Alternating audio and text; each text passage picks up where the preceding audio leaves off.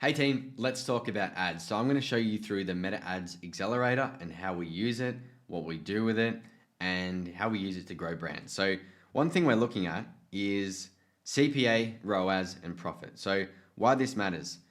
Typically, a marketing agency will talk to you about ROAS, which is return on ad spend, which looks really good for them, right?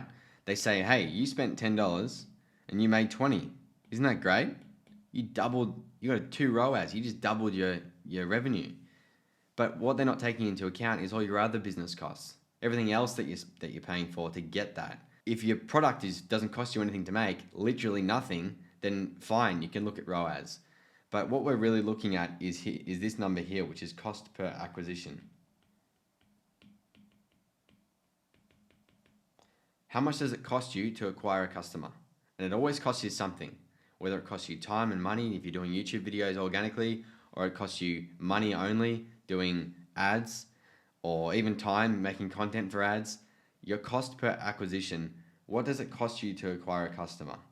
Now that's the main metric we're looking at here. And what that does is it helps you figure out your profit. So let's give an example of CPA.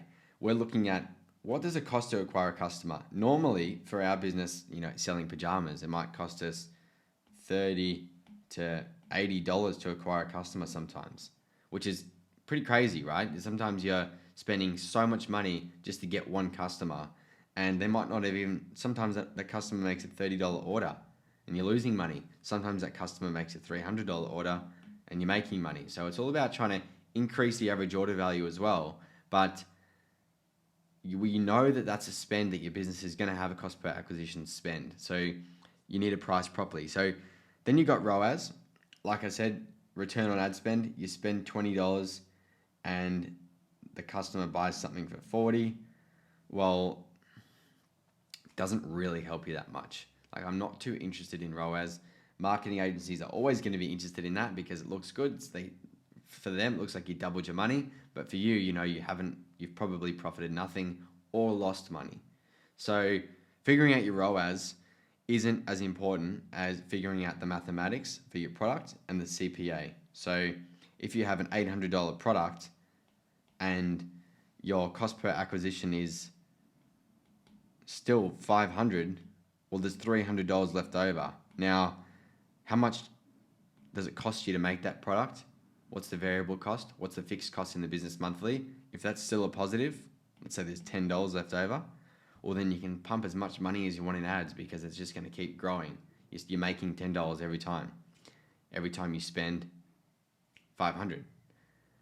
So it becomes a game of spending more and making more.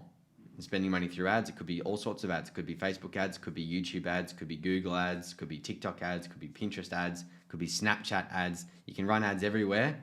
The good thing about online ads is you can track them. Different if you just run an ad in GQ magazine. How do you really know how much it brought in? That's the benefit of online ads. You can track them and you can see what ads are working in real time, and you can turn them on and off and move them around. So last thing is profit. You want to make sure that you have a profitable business, so you have to price properly. So what I'm going to do in the next couple of videos is give you our price breakdown on how to price properly. We use a price versus desirability curve, which is pretty fun. It helps you work out what you might want to price your product at. Hopefully that helps you guys understand a little bit about ads and how it works. I'll see you guys on the next videos.